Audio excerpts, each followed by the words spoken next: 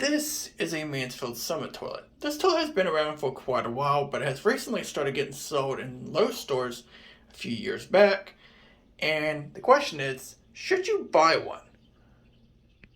Let's start with a little bit of history. The Mansfield Summit has been around since around 2008, when it was first introduced as the Summit 3. The first generation was made from 2008 to 2010, and had the slight bit different look compared to what you got now, which this design has been used since circa 2010, with that modern Alto look to it. Around 2015, they finally changed the tank design as well as call it the Summit instead of the Summit 3, and this is the current version that they make now and have been making since 2015. Before we get into the specific points I'm willing to make, let's take a look at the overall design. As you notice, compared to most toilets, this has a pretty tall tank. This also has a very funky looking handle. It looks like a generic, but it's not. It's just weird looking. It also comes with a slow close seat, which is pretty nice. It's always a bonus, and unlike that, a lot of companies are going to slow close seats. And considering that this was bought from Lowe's, do expect that it will be included with the seat. Now we look at the bowl in the back and the trapway side. It's not really much to explain here. A lot of modern Mansfield toilets use this exact trapway passage profile, as well as that Alto opening as you saw it earlier, like this. This one obviously is an elongated model, but they also make it as well in round bowl. As we work our way inside the tank, you might start noticing some issues and where some of the problems start coming in for this particular model. A lot of modern toilets have a lot of issues, mostly that they suck, but they also get hindered a lot by mostly parts as well as designs. And you'll see what's wrong with this one in particular problem and how that can easily be fixed. So starting off, we got a fluid master fill valve with a white top. I always really hate seeing any colored fluid master because these are always riddled with problems. The ones with the black tops tend to be the most reliable, but so far it isn't completely terrible. But I do notice that with this particular one that it's kind of slow filling up the tank. Maybe because how large this tank is, but that is kind of a drawback, as you will have to wait a little bit for the tank to fully fill up. As you'll see, it comes with a flapper, so this does not use a flush tower, which is great, because I hate those flush towers so much. But you still got a major problem, being this crappy water-saving flapper. Like, I want you to watch how pathetic this is. That was a press and release flush. Supposedly this toilet uses 1.28 gallons, but that didn't even seem like 1 gallon. That's how short the flush is. The main problem with these water-saving fill valves is that they don't show the full potential of the tank. And you'll see how powerful the flush is when you hold down the handle or replace the flapper, which I highly recommend you do if you do consider getting one of these. However, keep in mind this actually uses a 3-inch flapper. So that's something to keep in mind, and so don't get a 2-inch, get a 3-inch. Now I'm going to wash that flush again, and you'll see how short the flush is. Once again, that is a press and release. That is really short and does not get everything down. This is a problem a lot of modern toilets have, but just so happens to be that Mansfield has probably the worst flappers out of all of them.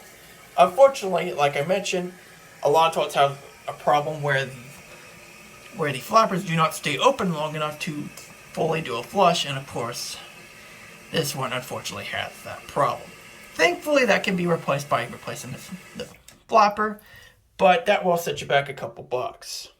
And if you do consider replacing the flapper, which I highly recommend you do, get a 3-inch corky flapper, as it will drain the entire tank. Before we do a full flush, I want to take a look inside the bowl. Starting off, as I mentioned, this just looks like an Alto.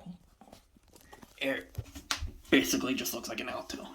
But as you go in here, the toilet kind of swirls around a little bit, which is nice as most toilets don't really consider swirling around at all, and can definitely help with ball runs since the ramjets are angled. We'll get a view of them right now with a press and release. For the most part, the ball run seems readable enough. However, you can kind of see some gaps there where you might get some stains. Especially if you have that short flush, it probably won't be that great. We'll do another one. And there's that jet action. For this next flush, let's hold the handle down and see how powerful this thing is when you use the entire tank.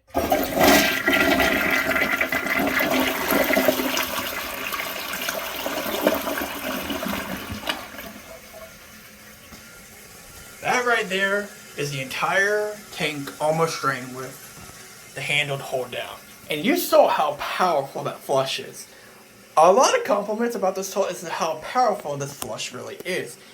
As you can see, it's got some pretty powerful jet action right up here towards the front, as well as this toilet being front fed as well, which also helps. The longer the handles hold down, the longer the siphon is, and the more guaranteed that everything will get down. It also has a little bit of swirl, as you just saw, which is pretty nice. One thing to note is when you drain the entire tank, it will take longer to film, but that's something to consider. Obviously, the colored tops tend to be the worst performing fluid master fill valves. They are the riddled with problems, and this kind of slowly filled up. Very slowly. Like, it took about a minute, between 1 to 2 minutes just to fill up the entire tank. That is kind of one of the drawbacks about having a larger tank, but that's something to consider if you do consider replacing the flapper. A modern recommendation when you're considering getting a modern toilet is to be aware of any potential defects or any weird actions. One of the most common defects is no ball runs, and I've kind of noticed this with the Gerber Avalanche model we have back at the house. So that's something to consider. There will be possible defects with some makes, and there's a random chance you might get a defect, so keep in mind and pay attention to how the toilet acts and flushes when you constantly use it, and keep an eye out for defects. This is just a modern tip I'd recommend when you consider getting a modern toilet, because that seems to be happening a lot with literally every brand, not just Mansfield, but every brand. And that is the Mansfield Summit. Overall, one of the better modern toilets made, but it does have its issues here and there, mostly with tank parts and potential defects like many other modern toilets.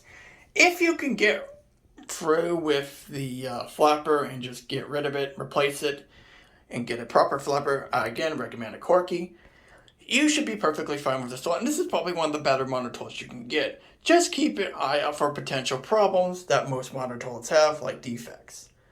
Anyway, now it's time to grade it. For this grading session, we're going to be doing something a little bit different. We're going to have two different scores. One is going to be in its weakened state, which is basically right out of the box, press and release, don't really do much else.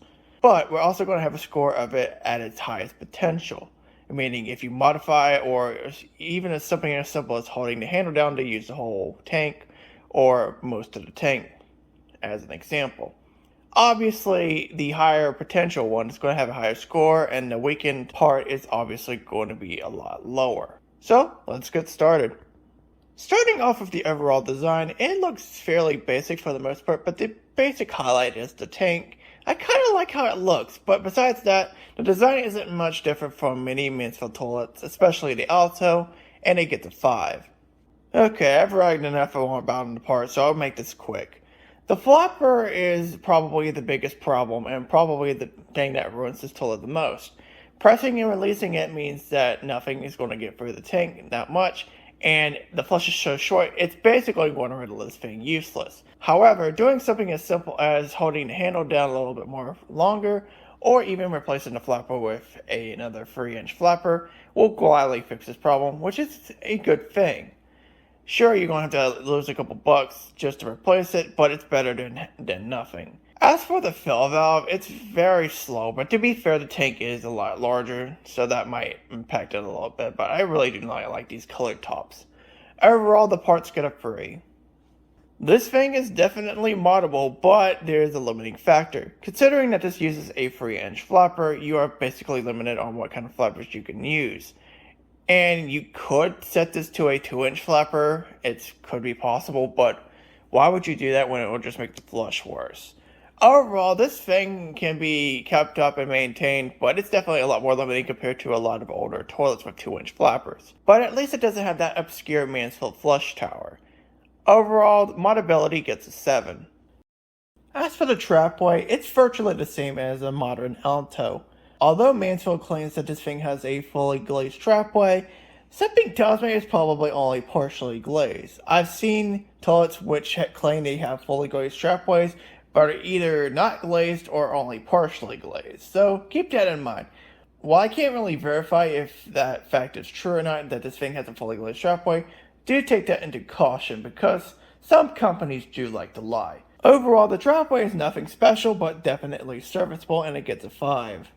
Now is the point where the scores will definitely start splitting up. Let's start with the flush. On the weaker scale, the flush is very short and not long at all. It starts off powerful, then it just kind of fuzzles out. It's pretty pathetic, honestly, and it gets a 2. As for full potential, the flush is actually really good for a modern toilet. It ain't amazing per se, but compared to a lot of straight down flushing toilets, this definitely is one of the better ones. Some might be a little deterred by the flush because it takes longer to start siphoning out compared to some other toilets that siphon out pretty much instantly when you flush it, but I honestly think this is for the better, especially if something flushes too fast and it regurgitates back sometimes. Overall, I think the flush on the fuller potential is definitely a 7. The pull and siphon on the weekend one is basically non-existent. It's definitely a 1. As for the full potential, the pull and siphon seem to be perfectly fine. I mean, you might see little hints at regurgitation when it starts siphoning out, but I have yet to experience any regurgitation that actually goes through.